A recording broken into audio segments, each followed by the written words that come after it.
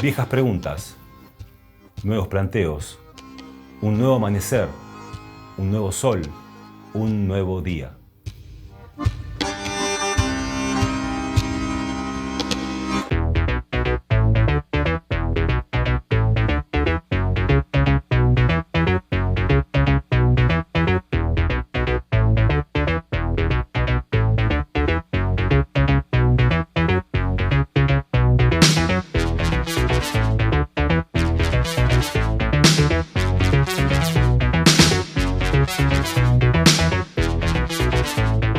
En Argentina, los derechos en materia de diversidad de género se han ido logrando tras años de conservadurismo y de una discriminación criminal hacia las personas con una orientación sexual diferente a la heteronormatividad en la que vivimos. Conceptos nuevos aparecen en esta realidad que va cambiando su color en determinados aspectos, aunque todavía bajo el halo del sistema patriarcal que resiste a ceder más terreno. Entre tantos, hay casos conmovedores, como el de Juliana, quien pensó muchas veces en suicidarse al no encontrar salidas a su vida atravesada injustamente por los designios de esa realidad que parecía restringida a mantenerse por los caminos de la heterosexualidad. Un día eso se rompió y ahí comenzó a escribir su verdadera historia.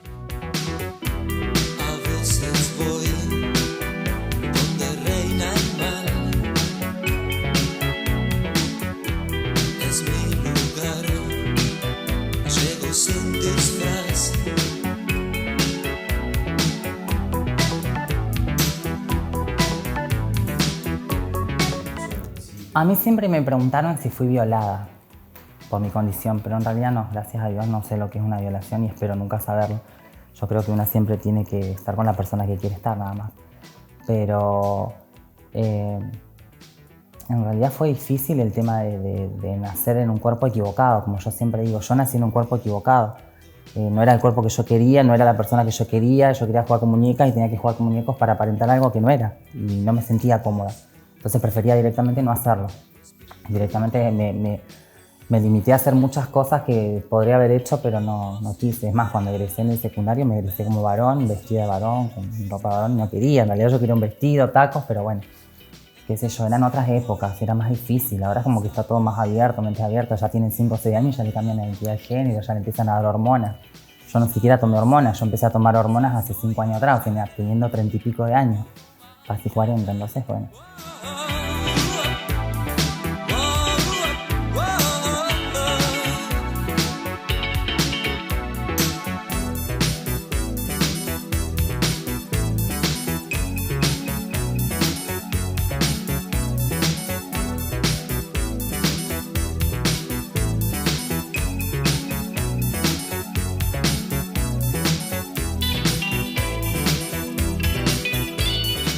En el jardín número 1 era como que no me gustaba el delantal celeste, me gustaba el rosa, no me gustaba vestirme de soldadito, quería vestirme de la que vendía empanadas y no lo podía contar porque era como que yo teniendo 4 años ya era consciente que eso estaba mal.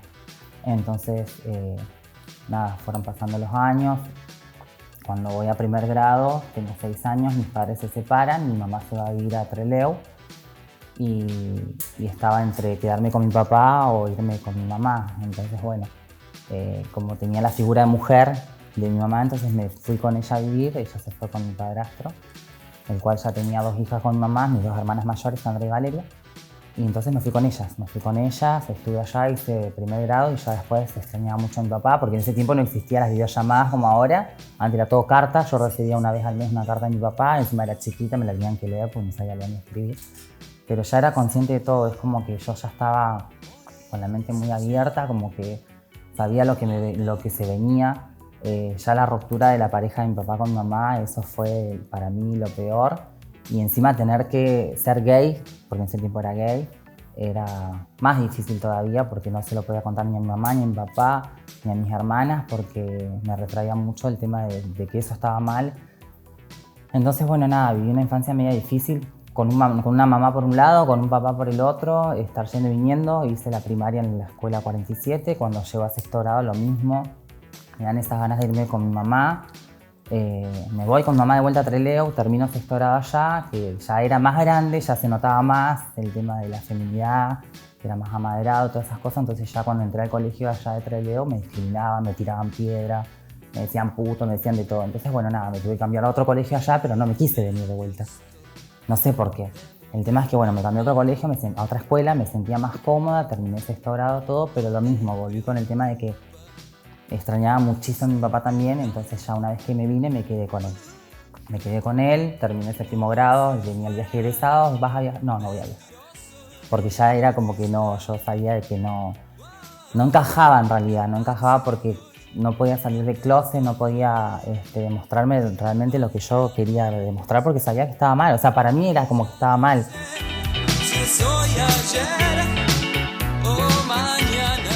Y es como que yo lo ocultaba y más se notaba para la gente, pero por ahí es como que la familia no lo quería reconocer, no quería tener una persona gay en la familia, entonces era lo que yo pensaba, ¿no? La verdad que sinceramente tendría que preguntarles a ellos, pero la verdad no lo sé.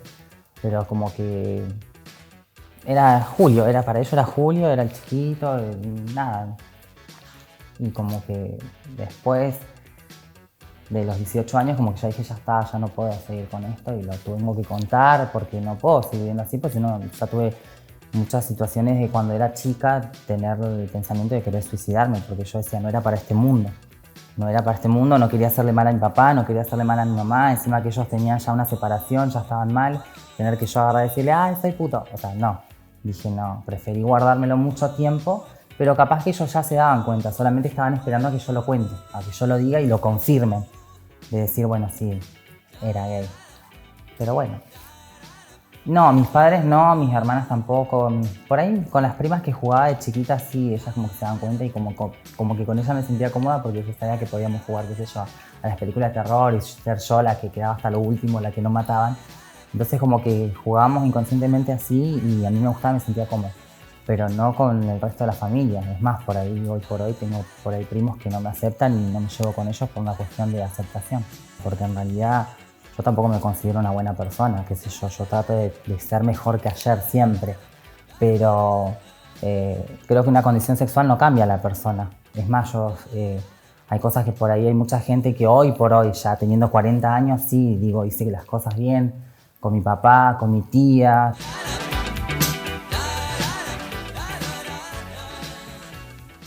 En tercer año, que tendría, qué sé yo, 16, 17 años, ya se daban cuenta de que yo... Porque yo tenía eso de que me aislaba, me quedaba sola en un rincón, solamente me dedicaba a estudiar, no salía ni al recreo, no entraba al baño de varones, porque tampoco quería entrar al baño de varones, porque a mí me gustaba el baño de mujeres, pero no entraba directamente a ninguno de los dos, me aguantaba hasta llegar a mi casa, porque, no sé, no me sentía cómoda. Entonces todas esas cosas como que yo no me daba cuenta, pero ellos se daban cuenta. Entonces como que ahí empezaron ya siendo más grandes, adolescentes, las discriminaciones, de joderme por el pelo largo, por el jean apretado. Por ahí no eran palabras fuertes, pero como que te jodían, te molestaban, viste, que yo te decían gaucho, que unas cosas así, viste, como hirientes, como se le llama ahora el bullying, por así decirlo. Y nada, entonces tuve que dejar ese colegio porque no me sentía cómoda y justo mi papá, bueno, me dice, si no estudias más, yo no voy a poder cobrar más, vas a tener que seguir estudiando igual. Pero yo no le contaba a él tampoco lo que me estaba pasando y él tampoco me preguntaba por qué no quería estudiar más. Por ahí viste que los adolescentes tienen eso de no querer estudiar más, pero no quieren estudiar más porque son vagos, porque quieren dedicarse a otra cosa, porque no sé. Yo en realidad quería estudiar, pero no me sentía cómoda en el lugar donde estaba. Entonces busqué justo una publicidad y salió que en el ETJA 6, en el nocturno de la escuela 11, estaban dando clases para personas adultas, que yo tampoco me sentía adulta porque tendría 17, 18 años en ese tiempo, pero bueno, me sentí cómoda con esas personas, chicas que ya estaban embarazadas, iban a estudiar, o sea, gente distinta a la que estaban en el secundario. Los adolescentes como que eran muy hirientes y como que estas personas eran distintas, como que ya tenían otra mentalidad y si bien capaz que se daban cuenta de lo que yo era, pero nunca me molestaron.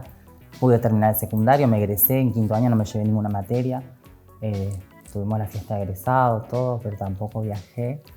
No, porque no hubo viaje, creo igual, pero tampoco hubiese viajado.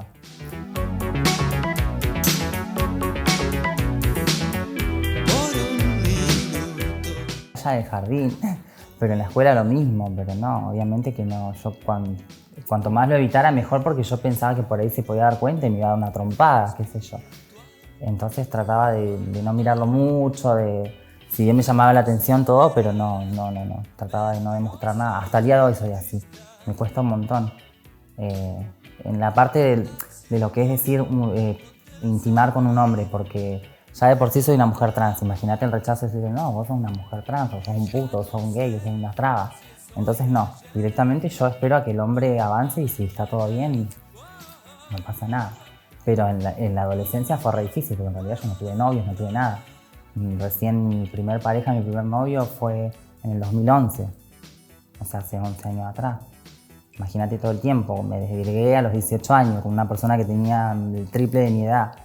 O sea, fue todo muy difícil para mí, pero porque yo lo hice así, porque yo no me daba cuenta de que habían cosas que podían ser mucho más fácil y sin embargo yo me retrotraía mucho, me cerraba, tenía un pensamiento distinto y como que lo hice todo más difícil.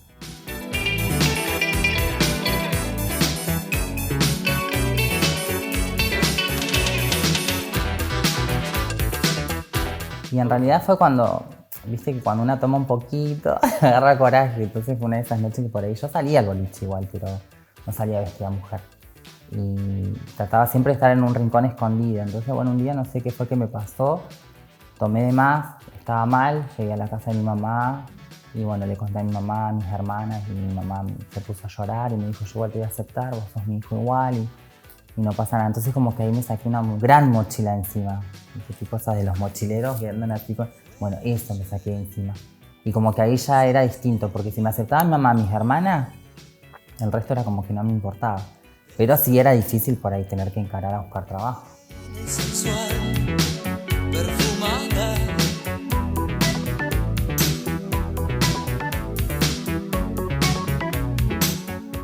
Y en ese tiempo por ahí es como que yo mucha tele, o sea, ya de por sí no miro mucha tele, pero lo poco que miraba, bueno, comúnmente era Cris Miró, que era también una persona que nació en un cuerpo equivocado porque vos la mirabas y era una mujer por donde la mires.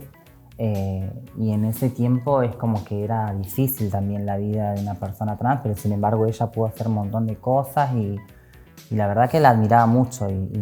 Si bien no me quería parecer a ella, pero me gustaba su historia de bien y yo decía, bueno, si ella puede, ¿por qué yo no puedo? ¿Entendés? No tampoco terminar siendo vedette y esas cosas, porque en realidad nunca se me cruzó por la cabeza, porque no sé, no me llama mucho la atención tampoco eso, pero sí poder vivir libremente, o sea, hacer lo que una quiere ser en realidad y no ser discriminada porque la gente siempre es mala, que porque sos gorda, porque sos flaca, porque sos petiza, porque te falta una pierna, o sea, siempre la gente por ahí como que está mirando lo malo tuyo y nunca ve lo bueno. Y yo, sin embargo, decía, no soy mala persona. Y por ser trans no me va a cambiar nada, así que ya está.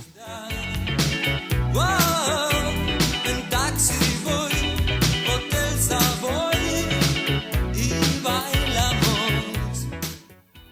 Y en realidad por ahí, el tema más que nada de que los varones que se juntan en la esquina, que te gritan huevadas, o que vas al boliche y pasás y esas risitas que vos ya sabés que se están burlando de vos. Pero después son los primeros que te buscan a la vuelta de la esquina.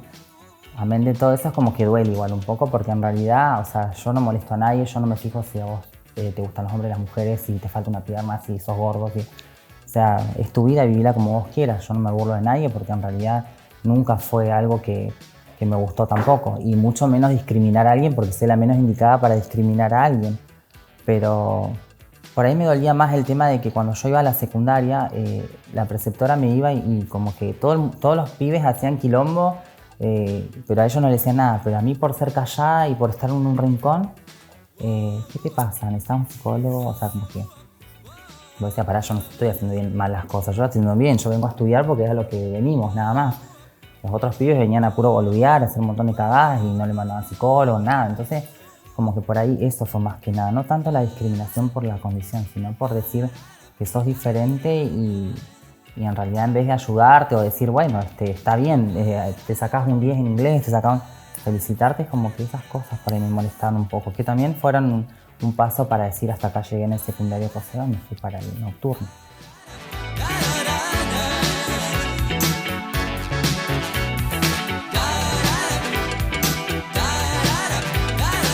Y en realidad yo tengo una casa de 2 pisos, siempre decía, me tiro de la ventana de mi pieza y chao, listo, a la mierda. Que se vaya toda la mierda, no quiero saber más nada, no quiero más discriminación de la gente. Más que nada los varones, porque con las mujeres siempre me llevé bien. Pero por ahí tener eso, como te digo, las risitas en los boliches o la discriminación en la escuela de los varones. Que en realidad hoy lo pienso y yo digo, qué pelotuda, porque en realidad es una boludez. O sea, si no te gusta, chao, da la vuelta y no me mires, ¿viste? Pero en ese tiempo dolía, molestaba, porque yo decía que todo el tiempo, toda la vida iba a ser de eso con todo el mundo. O sea, que iba a ir a comprar un kiosco, iba a ver un tipo y se iba a burlar de mí, o no me iba a querer vender un caramelo capaz porque era gay, porque era trans, por lo que fuera. Entonces como que pensaba muchas cosas, me daban vuelta en la cabeza muchas cosas y yo decía, no voy a poder vivir así. No voy a poder vivir así, entonces era o ser varón, obligada, o bueno, tener que demostrarme como yo realmente quería, pero vivir todos los días la discriminación de la gente, porque antes era como más cruel los hombres por ahí.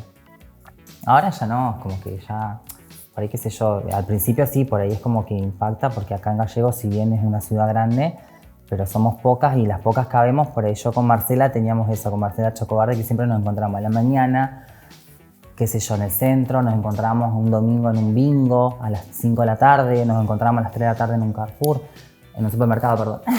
Pero éramos así nosotras y por ahí las otras chicas como que se escondían más, pero nosotras nos mostramos más en la sociedad porque ya no nos importaba nada, o sea. Para amar como si fuera mentiroso y nudista. Éramos muy conocidas en realidad, no tanto amigas, pero sí nos veíamos cada tanto en los boliches, nos cruzábamos. Y en realidad fue feo porque nunca imaginé que algo así iba a pasar acá en Río Gallegos, y menos con una chica trans. La verdad que ya cuando Cindy, su amiga, me cuenta de que había desaparecido del boliche, que no aparecía, nunca me imaginé todo esto trágico que iba a pasar. Yo por ahí capaz que se fue con un chongo, como ella trabajaba en la noche, o sea, ahora iba con un tipo, ya vas a aparecer, qué sé yo, ¿viste? Pero era como que ya Cindy sabía de que no. Y bueno, la verdad fue re feo porque imaginarme de terminar así yo, por ejemplo, es horrible porque la familia es la que sufre. Por ahí uno, bueno, te vas de este mundo y te vas, pero los que quedan son los que sufren. Entonces por ahí me pongo en el lugar de las hermanas, el papá, las hermanas, o sea, es re feo todo lo que pasó, de la forma en que lo hicieron. No sé qué tanto daño puede haber hecho ella a una persona como para que se ensañen así, porque ella era re buena. No te digo que éramos grandes amigas, pero la conocí bastante y lo poco que o sea, lo bastante que conocí de ella, nunca nada malo. Nunca tenía envidia, nunca maldad, nunca hablaba mal de la gente. Y como te digo, nos encontramos a cualquier hora, en cualquier parte. Éramos personas normales, comunes, que podíamos caminar por la calle libremente.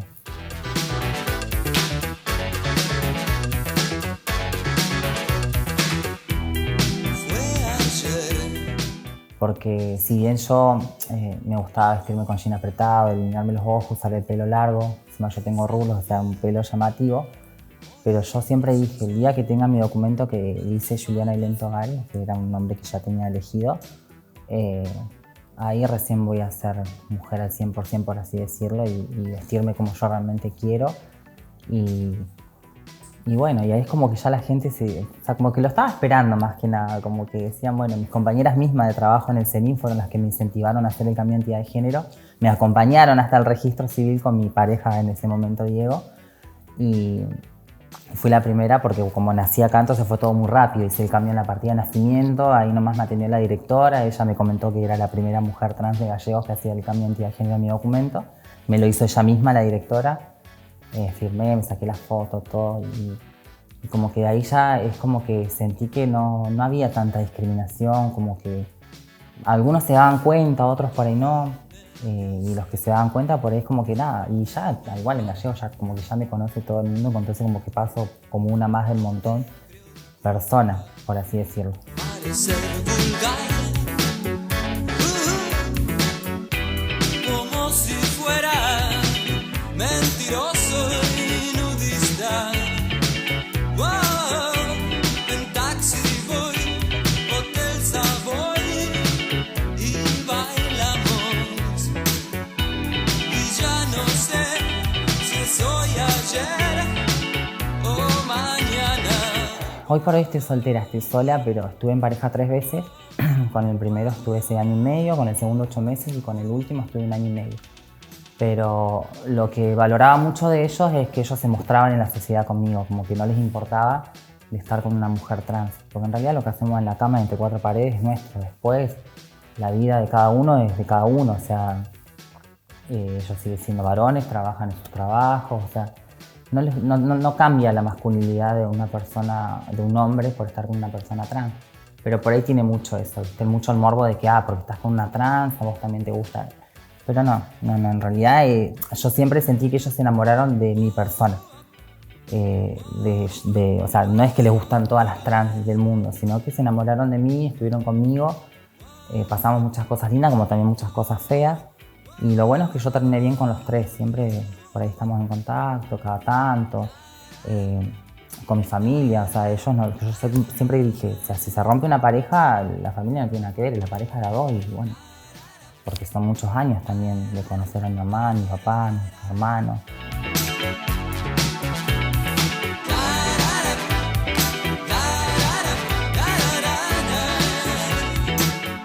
Una persona que también es del colectivo, que va a buscarme a la casa de mi hermana, que estaban tomando gente para militar, con pirincho, entonces bueno.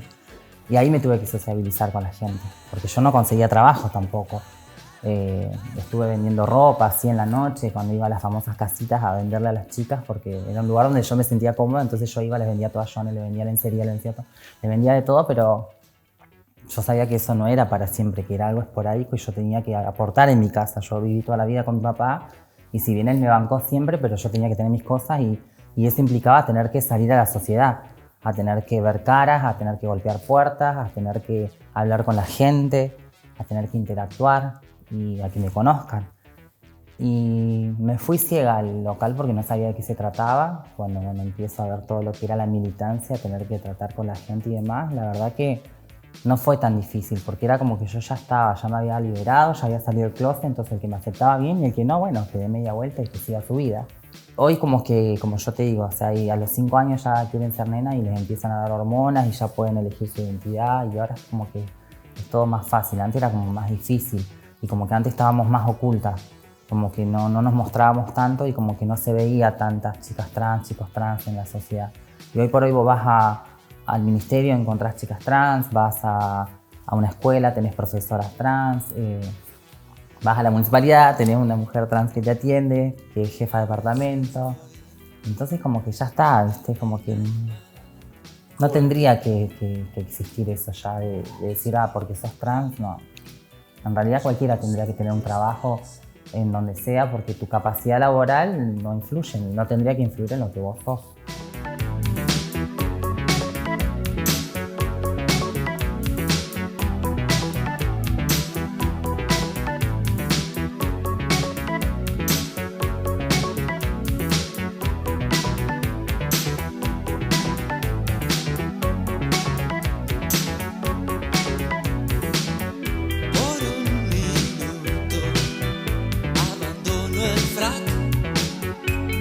Y en realidad un poco ayudaba también, porque vos decías, wow, si vas a vivir hasta los 40 años, bueno, tengo que aprovechar a hacer todo esto ahora, porque si no, a los 40, chao, te fuiste. Entonces como que vos estabas con un hombre igual, siempre, si podías ponerle 2 forros, le ponías 2 forros. O sea, porque comúnmente decían que las personas del colectivo éramos las que teníamos el HIV, las que habíamos tenido el HIV, que en otros tiempos decían que éramos enfermas, personas enfermas, que ser gay, lesbiana, era ser enfermo, que tenían que hacernos, no sé, prácticamente ponernos a todos en una hoguera y quemarnos. Y entonces como que bueno, vos decís, todas esas cosas como que igual un poquito como que ayudan a que una viva mucho más, porque en realidad vos cambiás eso, porque hoy por hoy si vos ves en los noticieros todo eso que dicen que las personas heteros son las que más HIV tienen, por ejemplo. Entonces por ahí capaz que también eso ayuda a decir, bueno, soy homosexual y puedo ser propensa a contagiarme de HIV, entonces me cuido. Entonces como que las personas homosexuales, por así decirlo, nos cuidamos más en el sentido del sexo. Y porque más que nada lo que nos mataba a las personas de esa época era el HIV.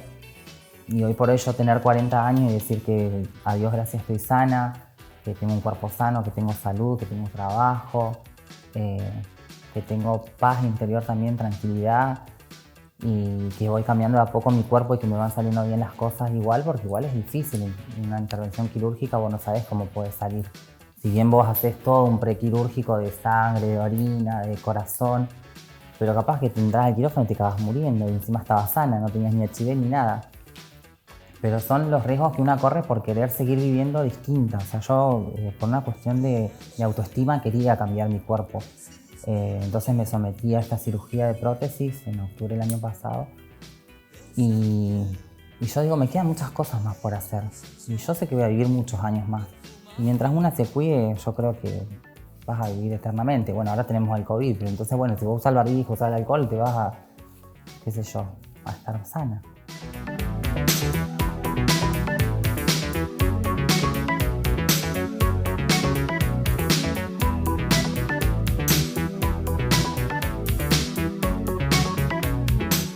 Y en realidad, bueno, la de las prótesis mamarias fue lo primero porque con las hormonas lo primero que te cambian son las mamas. Se empiezan a agrandar, se empiezan a crecer, pero no quedan como en realidad deberían quedar. Entonces los implantes son los que por ahí te las dejan como realmente una quiere. Después, bueno, por ahí la ley abarca muchas cirugías gratuitas, porque esto fue gratis también, no pagué ni la consulta con el doctor, nada. Pero sí por ahí hay mucho el tema de tener la obra social, como que por ahí me perjudicaba un poco. Por eso es que tardé un montón en hacerme la cirugía. Yo creo que fui una de las últimas. Todas las chicas trans de Gallego estaban operadas y la Juliana seguía ahí esperando. Pero por una cuestión de que la obra social tenía muchas trabas, entonces no la podía hacer. Hasta que bueno, qué sé yo, por ahí el hecho de estar en la municipalidad igual me hace muy conocida y tener contacto dentro de la caja, jugar al pádel. Entonces como que hablaba con una, hablaba con otra, hasta que bueno, llegué a la persona invitada y pude lograr viajar a San Julián y hacerme el implante mamario, porque no pude llegar nunca a Buenos Aires. Y otra era de que me querían operar con el cirujano que está dentro de lo que es la ley, como que es el convenio con el cirujano X, te tenés que operar con él, y yo no quería. En realidad mi cuerpo es mío y yo quiero que alguien me opere, quiero que sea ese, no el que vos me pones. Entonces por ahí para uno paga la obra social para eso, creo yo. Entonces bueno, hasta que logré conseguir operarme con quien yo quería, capaz que no donde yo quería, pero igual. El tema era operarme con el que yo quería. Así que viajé a San Julián y justo fue todo en el tiempo de que mi papá estaba con el cáncer de vuelta. En el trabajo ya no me daban más carpeta médica, porque ya había estado un mes de carpeta, me cubrieron un mes más y ya no daba. Entonces yo pensaba, digo, justo salió lo de la cirugía ahora, mi papá está así, pero me va a servir porque voy a estar más tiempo con él. Así que no lo pensé dos veces, dije sí, me voy. Me acompañó mi prima, con la cual hacía mucho tiempo que no nos veíamos porque habíamos estado distanciadas por unas diferencias, que también es trans. Y por una cuestión de decir, vení, acompáñame y fíjate lo que es para ver si vos después también lo querés hacer. Así que bueno, ella me acompañó, estuvimos en San Julián como 8 días y la verdad que salió todo re bien, como lo esperaba. Y fue el primer cambio en mi cuerpo y quiero un par de cambios más que bueno, si la ley me los cubre, bienvenido sea. Y por ahí en lo que es la feminización del rostro, la luteoplastia y la vaginoplastia. Esos son los cambios. Por ahí la vaginoplastia es como que ese sí me da mucho miedo porque es una cirugía media compleja. Pero después por ahí la luteoplastia y todas esas otras cosas son como... Nada, por ahí puedes quedar mal, capaz que quedas como Gasalla, ¿viste? En ese episodio que hacía de que se hacía la cirugía y quedaba horrible, pero bueno, son riesgos que se corren. Igual todo el mundo me dice, no te toques la cara, no te toques la... Pero yo tengo 40 años. Igual en algún momento, tampoco es ya. Todo es de a poco. Yo creo que hice todo muy lento. Yo fui una vida de tortuga. Como que me desvirgué a los 18 años, como que empecé a trabajar a los 23, como que todo fue muy lento, pero siempre porque yo era con cautela, como que tenía que ver que realmente sea el momento para hacerlo, si no, no lo hacía.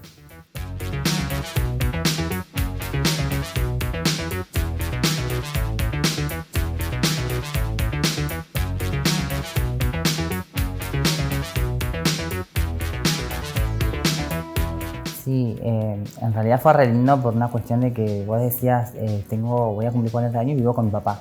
Y todos te miraban, y sos trans, y tenés casi 40 y seguís viviendo con tu papá.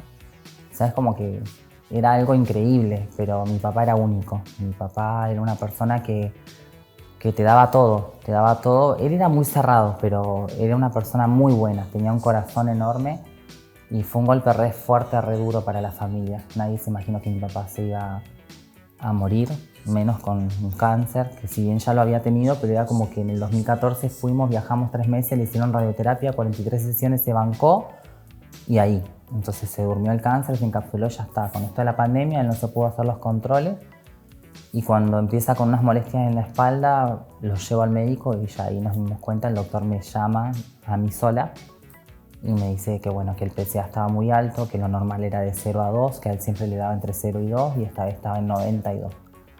que me tenía que preparar, entonces como que se me vino el mundo encima, porque él siempre estuvo para mí, yo siempre estuve sana gracias a él me bancó muchas veces, cuando nunca me faltó un plato de comida, yo nunca supe lo que es pasar hambre, gracias a él me dio todo, yo siempre tuve cumpleaños, trabajaba para mí, él se desvivía por mí, era albañil y salía del tribunal de cuentas y se iba a trabajar a sus changas. Igual toda la vida estuve con él, cuando él iba a jugar al pádel yo lo acompañaba, entonces mamé pádel de muy chiquita, si bien empecé a jugar después de que, justo antes de irnos a Buenos Aires por el tema del cáncer, yo había empezado a jugar pádel. Entonces dejé, me fui con él y cuando volví dije, bueno, ¿qué hago? ¿Sigo jugando? No, y dije, sí, voy a seguir jugando. Porque quería como dejar un legado de él, como que quería hacer algo que él había hecho. Si bien yo sabía de que él era varón y yo ya no, pero ese deporte era algo que a él le gustaba mucho, entonces como que lo empecé a hacer y como que él igual vio eso de que ya él no podía jugar al pádel, pero yo sí, entonces como que él se quedaba tranquilo de eso. Y por ahí jugábamos al ping-pong, él armaba unas mesas medias raras, me compraba unas paletas y jugábamos en casa. Y la verdad que lo extraño un montón, lo extraño muchísimo porque él era todo para mí.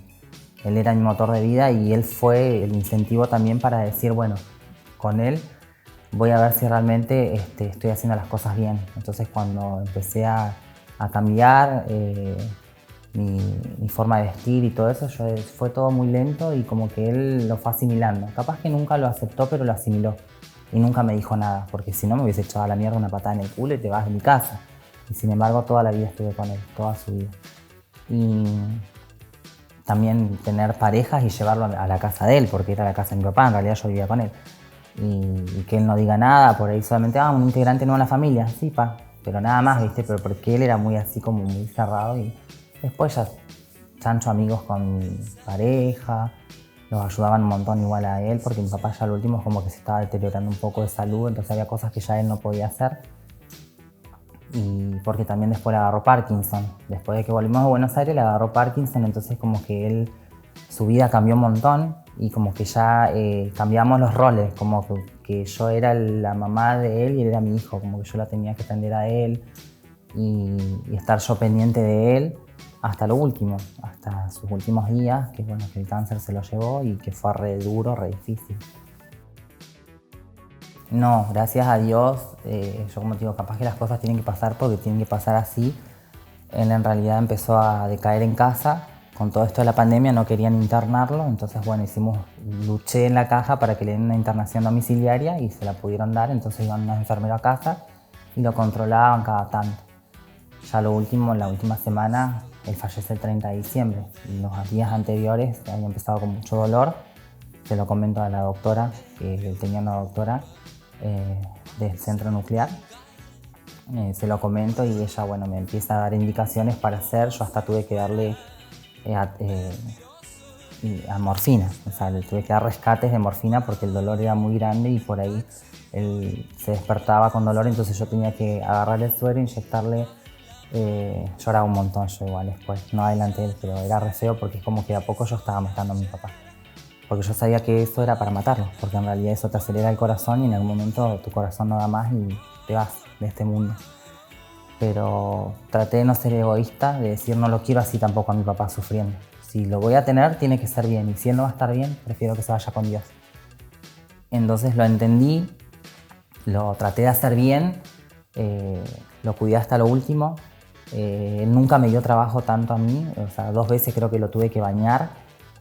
Usó pañales en los últimos días porque ya como estaba redormido ya él no podía hacer nada, entonces tuvo que usar pañales, tuve que comprar pañales y fue re duro, fue re difícil porque yo siempre dije ojalá algún día adopte y tenga que comprar pañales a un bebé, pero igual después yo decía no, pero si adopto un bebé la discriminación que yo sufrí, la de él va a ser el doble por tener una mamá trans, entonces dije no, prefiero no hacer sufrir a ninguna criatura, ya tengo mis sobrinos, tengo mis primos, ya está, con ellos me alcanza y me sobra y tener que ir a un supermercado y comprar un pañal. Pero para mi papá era como algo re fuerte, re difícil. Y como te digo, todo lo que yo sufrí creo que fue para esto.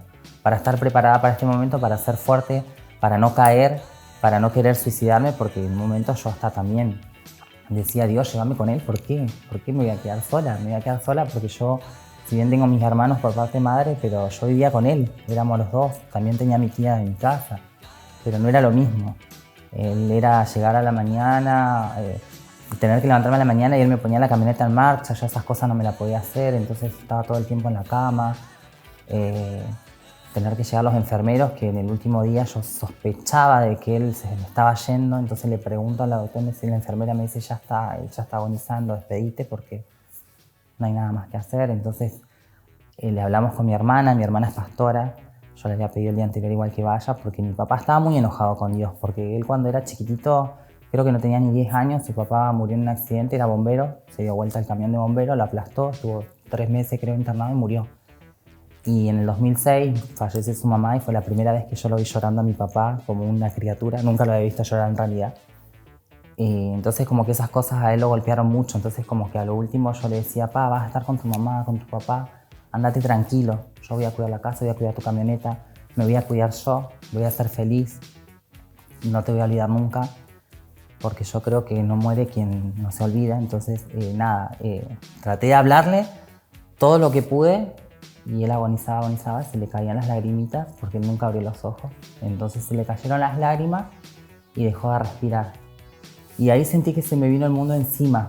Sentí que, no sé, como que se me había terminado la vida, como que ya no había más nada que hacer, como que no me esperaba un momento así tan feo de verlo a mi papá mal, de sufrir tanto y de tener que decir, ¿ahora qué hago? ¿Ahora qué hago? Porque en realidad capaz que en un tiempo atrás, cuando yo era chica, capaz que hubiese preferido no tener mamá ni papá porque era más fácil, porque sí, bueno, listo, ya está. La mayoría de las personas trans lo que hacen es alejarse de la familia porque la familia no nos acepta. Entonces se van a otro lado, se visten de mujer, nadie los ve, hacen su vida normal. Y sin embargo yo estuve toda la vida con mi papá. Y por ahí hubieron momentos que yo me arrepentí de no haberlo contado en el momento, de no decirlo ahí, de no disfrutar con él otras cosas. Y como que se te llena de preguntas. Se te viene el mundo abajo, la cabeza como que no estás en tus 5 sentidos, no lo podés creer, no, como que vienen muchos recuerdos y viene mucho sufrimiento, mucho dolor de perder a tu papá, el que te bancó toda la vida, porque a él no le importó que los amigos vieran de que tenía una hija trans, de que los compañeros de padre de fútbol vieran que tuviera una hija trans, porque en realidad es como que él tenía una forma de querer, de amar distinta a todos, pero yo sentía que él me amaba, ya el solo hecho de dejarme vivir en su casa y a su lado toda la vida, es como que fue algo re lindo, y perderlo de esta manera es como que fue difícil porque fue un 30 de diciembre, un 31 de diciembre yo lo estaba velando, lo estaba sepultando, pero a la vez como que saco las cosas buenas y digo, bueno, por lo menos falleció en mi casa, en su cama. Conmigo, en la casa, lo pudimos velar un par de horas porque con esto de la pandemia tampoco podés estar en un velorio de 24 horas. Entonces la familia lo pudo ir a despedir a su camita, lo vestimos, lo pudimos afeitar, le pudimos dar una cristiana sepultura porque bueno, esto de ser conocida en la municipalidad igual también me dio la ventaja de poder hablar con la gente del cementerio, de poder hacer todo un tema porque era un 31 de diciembre donde está todo el mundo sin trabajar, están preparando toda la fiesta y yo estaba preparando el velorio de mi papá. Y nunca me lo imaginé, fue una fecha difícil, va a ser una fecha difícil todo el tiempo porque yo creo que ahora el Día del Padre, la Navidad, el Año Nuevo sobre todo, va a ser muy difícil para mí, pero bueno, él me va a dar las fuerzas para que no sea así, capaz que por ahí van a venir otras cosas mejores y hay que esperar nada más.